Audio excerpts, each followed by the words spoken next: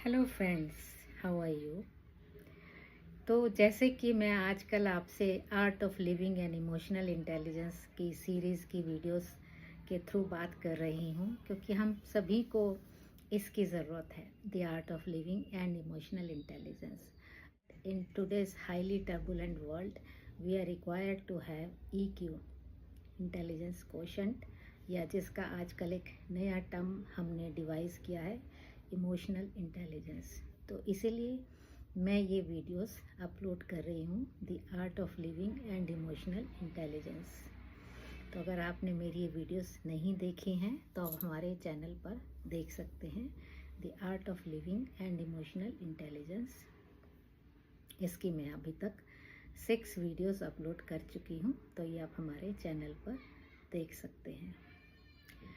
तो आज मैं आपसे जिस वीडियो के बारे में बात कर रही हूँ, जिस टॉपिक पर बात करूँगी, वो है कि हम किस तरह से अपने आप को डिसअपॉइंटमेंट्स या डिप्रेशन से सेव करें, क्योंकि ये जो डिसअपॉइंटमेंट्स हैं यही lead us to frustration and frustration lead us to depression. तो जब when we start appreciating the things and when we stop expecting from others, वो कुछ कोई भी हो सकते हैं हमारे पर्सनल लाइफ में, प्रोफेशनल लाइफ में, so we need to understand that we have to expect less and appreciate more, and we also have to learn to let this need go, to control or let the things go our way। जब हम ये release कर देते हैं ज़रूरत कि चीज़ें हमारे हिसाब से चलें, we should learn to release this need to go the let the things go our way. तो आप देखेंगे कि disappointments will fade and life will surprise us with the things, with the blessings rather, which we might not have dreamt of in the wildest of our dreams।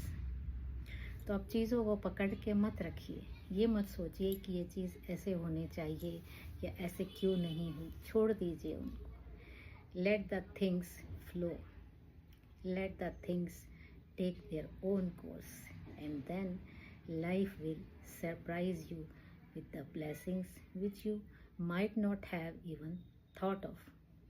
ये सच्चाई है, आप करके देखिए। हम डिसअपॉइंटेड, फ्रस्ट्रेटेड क्यों होते हैं? क्योंकि हम चीज़ों को पकड़ के रखते हैं। हम चाहते हैं कि ऐसे ही होना चाहिए, ऐसे नहीं होना चाहिए, तो पकड़ना छोड़ दीजिए। Late the things flow like water. जैसे अगर आप पानी को पकड़ के रखेंगे, खड़ा रखेंगे, फ्लो नहीं करने देंगे, तो क्या होगा?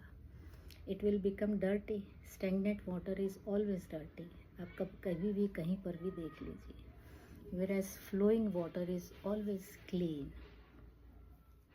तो let the things flow, let the things take their own course.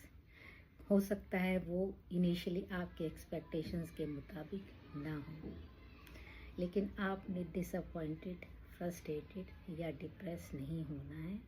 आपने चीज़ों को चलते देना है, जिस भी तरह से वो चलना चाहे, जैसे भी वो चले।